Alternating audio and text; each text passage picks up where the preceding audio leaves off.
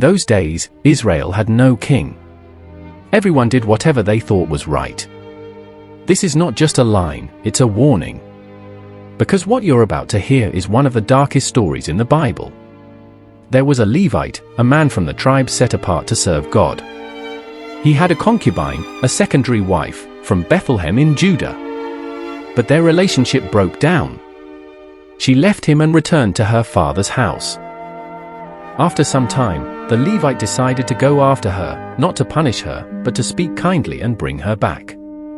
When he arrived, her father welcomed him warmly. In fact, he was so happy to see him that he delayed their departure again and again. For days, they ate, drank, and rested. Finally, the Levite decided it was time to leave. He, his concubine, and his servant set out on their journey. As night approached, they needed a place to stay. They passed by a city called Gibeah, but it was inhabited by foreigners. The Levite refused to stay there. Instead, he chose to go to Gibeah, a city belonging to the tribe of Benjamin. Surely, he thought, among his own people, they would find safety. When they arrived in Gibeah, they waited in the town square. But no one offered them a place to stay.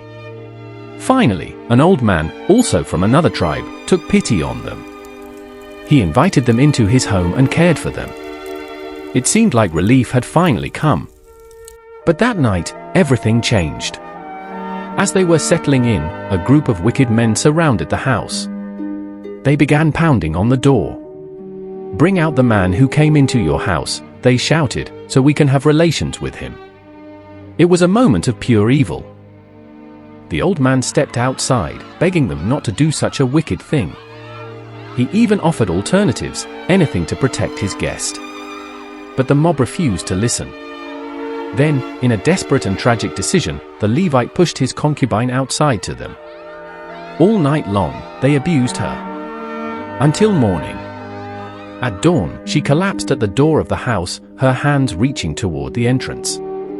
When the Levite came out in the morning, he found her there. He told her to get up, but there was no answer. She was gone. The Levite took her body home.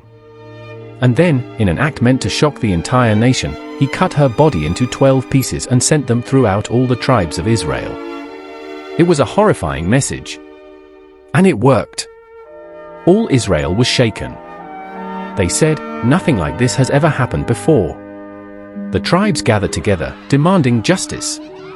They wanted the men of Gibeah handed over. But the tribe of Benjamin refused. Instead of delivering the guilty, they chose to defend them. And this led to something even worse, a civil war among God's people. This story is disturbing. It's painful. And it raises hard questions. But it reveals something important: when people turn away from God, when there is no moral authority, when everyone does what seems right in their own eyes, even a nation chosen by God can fall into darkness. The story of the Levite's concubine is not meant to inspire, it's meant to warn. It shows us the consequences of a society without truth, without justice, and without God at the center. Because when people lose their way, even the unthinkable can become reality. In those days, Israel had no king, and everyone did what was right in their own eyes. Thanks for watching. Please don't forget to like, share, comment and subscribe. Stay blessed.